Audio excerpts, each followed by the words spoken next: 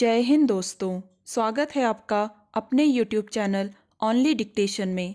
आज की डिक्टेशन आपको 100 शब्द प्रति मिनट और 110 शब्द प्रति मिनट की स्पीड से मिलेगी। आप जिस भी स्पीड में लिखना चाहते हैं लिख सकते हैं। तो चलिए शुरू करते हैं।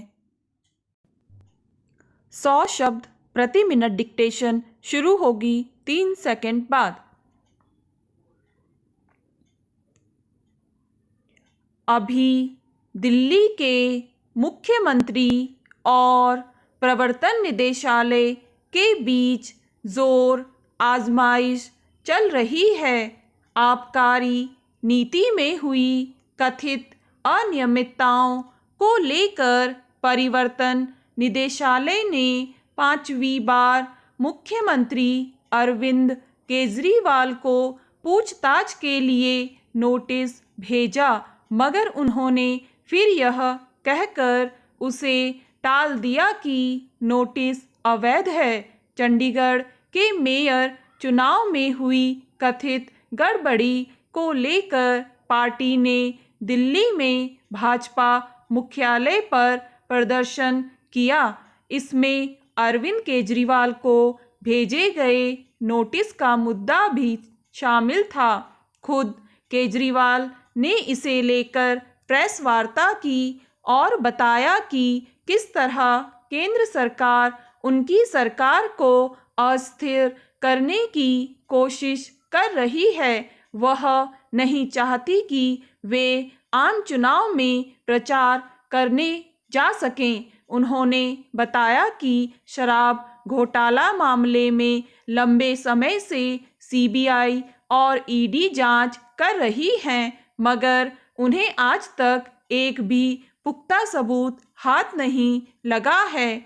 यह पहली बार नहीं है जब अरविंद केजरीवाल और आम आदमी पार्टी इस मामले को बेबुनियाद, मनगढ़ंत और बेवजह परेशान करने की नीयत से रचा गया बता रहे हैं। जब यह मामला सामने आया तब से लेकर अब तक उनका यही दावा है कि वे कट्टर ईमानदार लोग हैं, उनके पास छिपाने को कुछ नहीं है।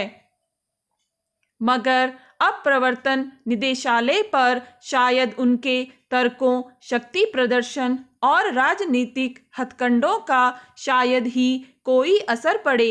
ईडी को कानूनी अधिकार है कि 3 बार से अधिक नोटिस भेजे जाने के बावजूद कोई व्यक्ति पूछताछ के लिए हाजिर नहीं होता है तो वह उसे गिरफ्तार कर सकता है या उसके कुछ अधिकारी उससे पूछताछ कर सकते हैं। हालांकि पिछले साल अप्रैल में सीबीआई केजरीवाल से करीब 9 घंटे पूछताछ कर चुकी है, मगर ईडी से वे बचते फिर रहे हैं। झारखंड के पूर्व मुख्यमंत्री हेमंत सोरेन भी ऐसे ही तर्कों के साथ ईडी का सामना करने से बच रहे थे।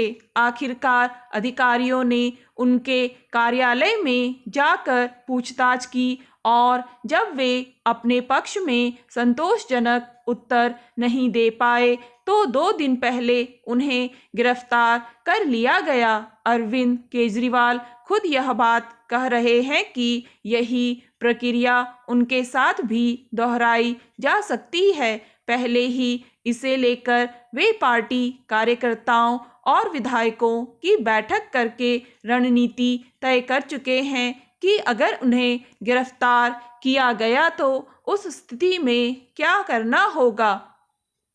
बेशक ईडी और सीबीआई की कार्यशैली लंबे समय से प्रश्नांकित की जा रही है, पर यह सवाल अपनी जगह बना हुआ है कि अगर अरविंद केजरीवाल सचमुच बेदाग हैं, उनका शराब घोटाले से कोई लेना देना नहीं, तो फिर उन्हें ईडी के सवालों से बचने की ज़रूरत क्या है। उन्हें अपने पक्ष में सबूत पेश करने में हिचक क्यों होनी चाहिए।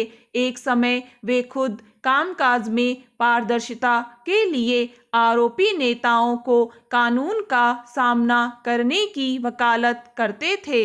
फिर उन्हें इस मामले में कन्नी काटने की क्या ज़रूरत? इस मामले में उनके दो नेता सलाखों के पीछे हैं। अगर सचमुच आबकारी नीति सही थी और उसके तहत शराब के ठेकों का आवंटन आदि पारदर्शी तरीके से किया गया था, तो उन्हें इसके प्रमाण पेश करके इस मामले पर से पर्दा उठाना चाहिए। इस तरह की राजनीतिक रस्साकशी से आखिरकार आम नागरिक दिग्भ्रमित होते हैं। स्टॉप। दोस्तों, अब यही डिक्टेशन आपको मिलेगी 110 शब्द प्रति मिनट की स्पीड से 3 सेकंड बाद। अभी दिल्ली के मुख्यमंत्री और प्रवर्तन निदेशालय के बीच जोर आजमाइश चल रही है। आबकारी नीति में हुई कथित अनियमितताओं को लेकर प्रवर्तन निदेशालय ने 5वीं बार मुख्यमंत्री अरविंद केजरीवाल को पूछताछ के लिए नोटिस भेजा, मगर उन्होंने फिर यह कहकर उसे टाल दिया कि नोटिस अवैध है। चंडीगढ़ के मेयर चुनाव में हुई कथित गड़बड़ी को लेकर पार्टी ने दिल्ली में भाजपा मुख्यालय पर प्रदर्शन किया। इसमें अरविंद केजरीवाल को भेजे गए नोटिस का मुद्दा भी शामिल था। खुद केजरीवाल ने इसे लेकर प्रेस वार्ता की और बताया कि किस तरह केंद्र सरकार उनकी सरकार को अस्थिर करने की कोशिश कर रही है। वह नहीं चाहती कि वे आम चुनाव में प्रचार करने जा सकें। उन्होंने बताया कि शराब घोटाला मामले में लंबे समय से सीबीआई और ईडी जांच कर रही है, मगर उन्हें आज तक एक भी पुख्ता सबूत हाथ नहीं लगा है। यह पहली बार नहीं है जब अरविंद केजरीवाल और आम आदमी पार्टी इस मामले को बेबुनियाद, मनगढ़ंत और बेवजह परेशान करने की नीयत से रचा गया बता रहे हैं। जब यह मामला सामने आया तब से लेकर अब तक उनका यही दावा है कि वे कट्टर ईमानदार लोग हैं, उनके पास छिपाने को कुछ नहीं है।